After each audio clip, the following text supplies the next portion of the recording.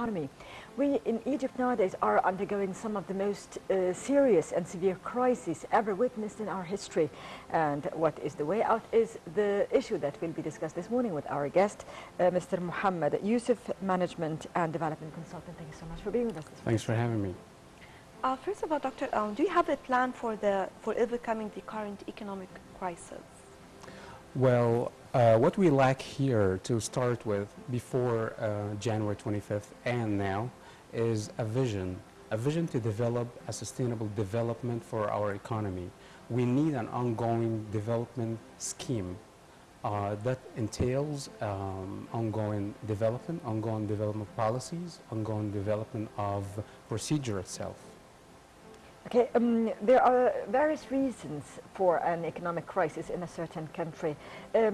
Does this necessitate different approaches as well? I mean, not the same recipe in the books, you know, Exactly. The solution exists in the books. I mean, does each crisis require a certain solution or a certain approach? Exactly. The answer comes from the management consulting world, and that's actually my background. For example, when Japan fell after the Second World War, they used American experts to get back on track.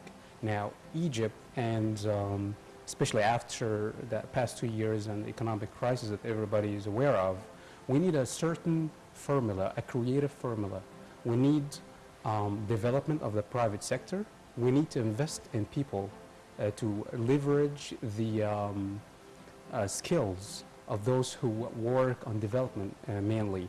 We also need effective initiatives like professional solutions to regulate the economy, professional solutions to regulate the procedure itself, to avoid different crises or future crises that might occur down the road. Talking about a recovery plan, and as you mentioned, people, do you think if we can just involve people in the plan to recover from this, this can help? People, what kind of people are you talking about? I'm talking about Egyptian citizens, because when they feel they are excluded from what is going on, they are not going to accept any procedures or measures taken so as to recover. Exactly. Well, we cannot merge into any kind of development unless we use the local expertise. Past, present, and the future depends on the locals. For example, a management consultant who can answer the call for a problem, let's say in a different country. We work quickly to interpret the problem and start to suggest different solutions, different schemes. But all of them must depend, to relate to the locals. We cannot come and import a ready-made, a ready-packaged solution and give it to the locals while it doesn't suit them. So we depend heavily on the local expertise, 100%. Okay. Before going on air, you told me about two components, important pillars and approaches to any economic recovery. Would you elaborate on those two points? Well, in every crisis, you face a certain type of dilemma. You feel lost, and you're looking for solutions from east and west. Like I said, the first one is to develop a reliable and a strong private sector. The second one is to emerge small and medium enterprise into the economy and fortify it, make it strong. And before all, you have to regulate the policies. Policies must be resilient, must be reliable, must be agile, must be strong. Entrepreneurial sector, those who have capital, they're usually afraid to invest, especially in countries who are recovering or countries who are in transitions. Unless you provide, like I said, small, medium enterprise, flexible policies.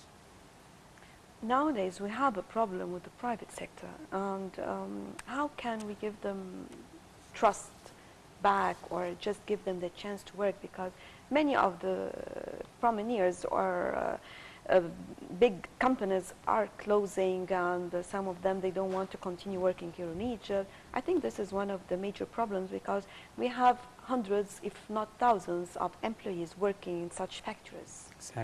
Exactly. Well, the Egyptian economic setup, even before January 25th, was somehow rigid when it came to investment, especially foreign investment. Now, the formula must include tax advantages. You have to reduce taxes. That's number one. You have to facilitate to the investor the workforce, the modern and qualified workforce. That's the second thing. The third thing, what will it be? Flexible rules. The investor doesn't want to come here and get busy with paperwork. If you summarize that in one and for all formula, the investor will be more encouraged to come here and invest. Investors fear to lose their money. They prefer to hold on to it in banks unless you give them the reasons to come here and invest. Okay. A modern and efficient economic infrastructure is the base for any economic recovery and development. Now, 2 years after the Egyptian revolution and the deterioration that we've been witnessing in our economy and economic infrastructure, where should we start from? I mean, by recovering or trying to make up for the loss that has occurred in the infrastructure, or we focus on more development now? I mean, well, as individuals, we cannot have our say unless the policymakers start the initiative. Policymakers means the government. And right now, I feel they are not moving one step ahead. They need to focus on development, like I said, resilient policies. You have to be creative. You have to be innovative.